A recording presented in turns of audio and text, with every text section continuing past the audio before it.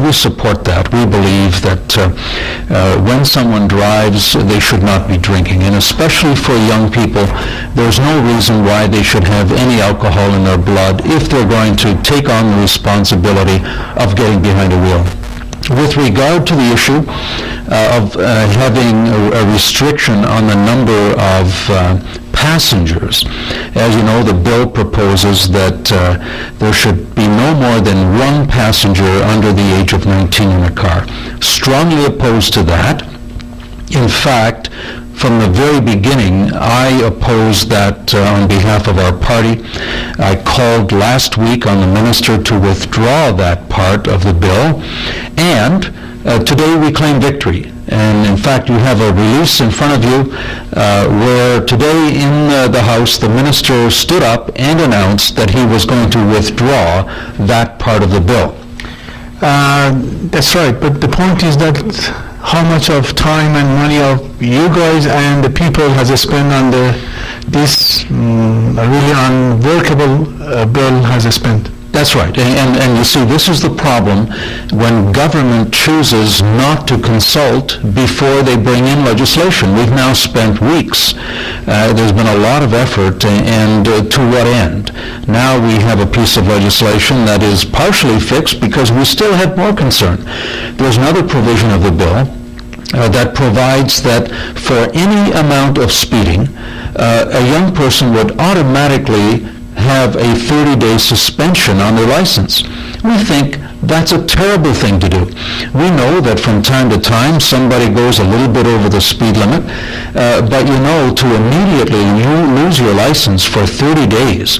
A lot of young people need their car to go to and from school or university or to a job, and the implications, the hardship that would be imposed on young people and their families if you automatically suspend someone's license because they went 5 or 10 kilometers over the speed limit. We think that that is wrong-headed, and we're going to press for a withdrawal of that portion of the legislation as well.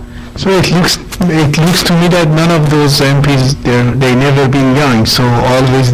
Well, you know, that's what I, during debate, I mentioned that, and I challenged the minister. I said, you know, look, whether you're young or whether you are as old as you are today, you know that on occasion you're going to go over the speed limit.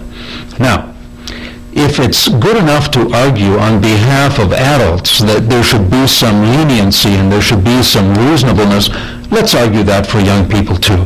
I have a high regard for young people in our society today. It's difficult, but I believe the vast majority of young people want to do the right thing. I believe they're responsible, and I believe we should treat them with responsibility as well. Because as you know, right now it is a financial crisis, so it's going to push a lot of pressure on families and youth too. So I guess that this kind of bills push the youth to the edge. You don't think that we're going to make something like Greece or France? Well, and you know, today in my press release, what I said was that I want to thank the young people who came forward, and they wrote me emails, they called me. During debate in the legislature, I went out of my way to read into the record those emails from young people, high school students, university students, who expressed their views, and I thanked them for coming forward. And what I pointed out was it was because of them that this legislation is now being changed. And so I want to encourage young people to get involved in the political process in a positive way. Young people made their case. They argued very effectively and very rationally and reasonably. And the result was that our system of government worked. I was able, as an MPP, to take their voice into the legislature and to challenge the government to say, look, listen to these young people. They're pleading with you to just be reasonable. It worked. And so I think that government's role is not to try to pressure people into telling them what to do every step of the way. Put the consequences out there, but then expect that people will also behave reasonably and responsibly.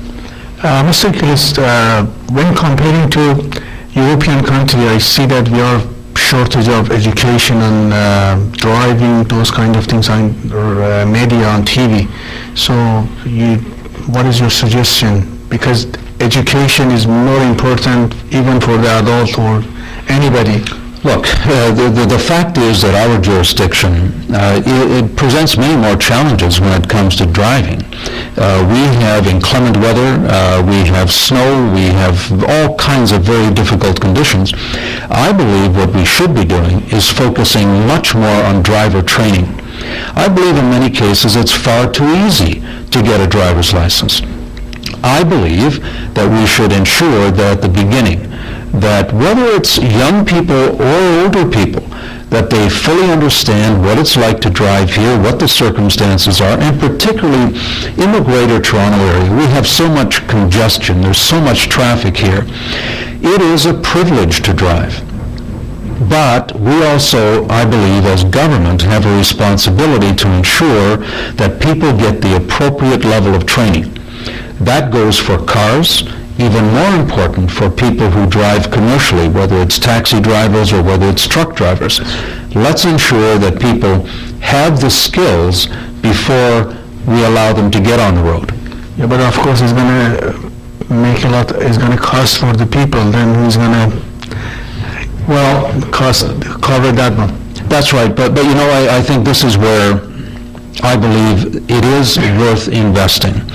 I think that it's important that we invest at the front end because the cost of injury, the cost of accident, the cost of personal property because of people who don't know how to drive responsibly at the end of the day is much higher. That's true.